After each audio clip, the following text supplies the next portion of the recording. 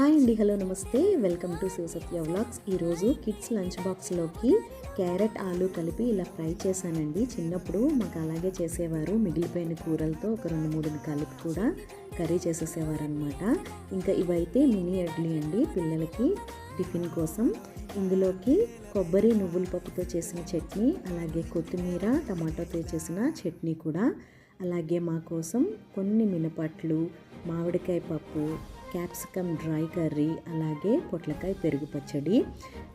ఇంకా full length recipes కోసం అయితే మీరు శివసత్యాస్ కిచెన్ _84 ఛానల్ని ఫాలో చేయండి. అందులో అయితే నేను ఫుల్ లెంగ్త్ రెసిపీస్ పెడుతున్నాను.